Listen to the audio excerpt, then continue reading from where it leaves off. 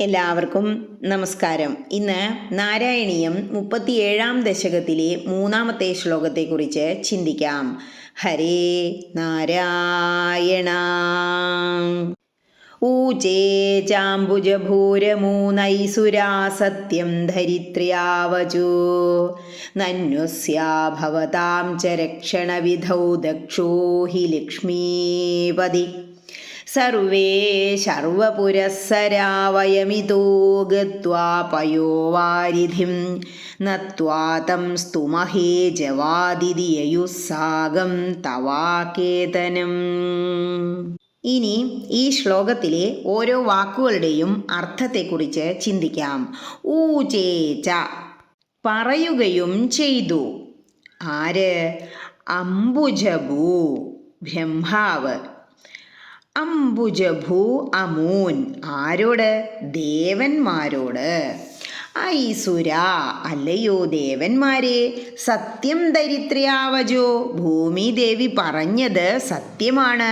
നനു അസ്യാ ഭവതാം ച ഈ ഭൂമിദേവിയുടെയും നിങ്ങളുടെയും രക്ഷണവിധൗ രക്ഷാകർമ്മത്തിങ്കൽ ദക്ഷ ലക്ഷ്മീപതി ഹി സമർത്ഥനായിട്ടുള്ളത് ലക്ഷ്മീപതിയായ മഹാവിഷ്ണു തന്നെയാണ്.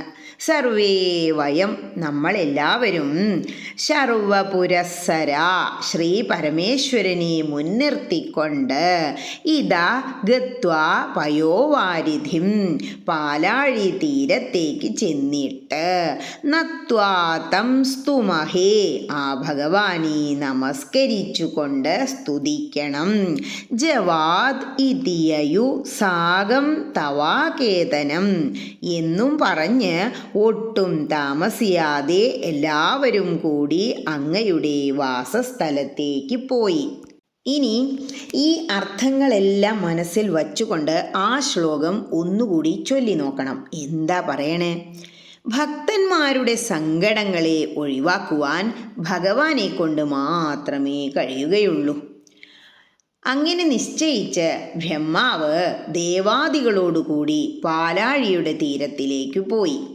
കുറേ നേരത്തെ ധ്യാനത്തിനു ശേഷം ബ്രഹ്മാവ് പറഞ്ഞു, ദേവന്മാരെ, ഭൂമിദേവിയുടെ വാക്കുകൾ സത്യമാണ്. എന്നാൽ പാലാഴിവാസിയായ രമാകാന്തനു മാത്രമേ ഇവളെയും നിങ്ങളെയും രക്ഷിക്കുവാൻ കഴിയുകയുള്ളൂ. ശ്രീ പരമേശ്വരനെ മുന്നടത്തിച്ച് നാം അവിടെ ചെന്ന് കൃപാനിധിയായ ഭഗവാനെ നമസ്കരിച്ചു സ്തുതിക്കുകയാണ് വേണ്ടത്. അങ്ങനെ പറഞ്ഞു ബ്രഹ്മാവ് എല്ലാവരെയും കൂട്ടിക്കൊണ്ട് പാലാഴി തീരത്തിലേക്ക് അങ്ങോട്ട് പുറപ്പെട്ടു. ഹരേ കൃഷ്ണ.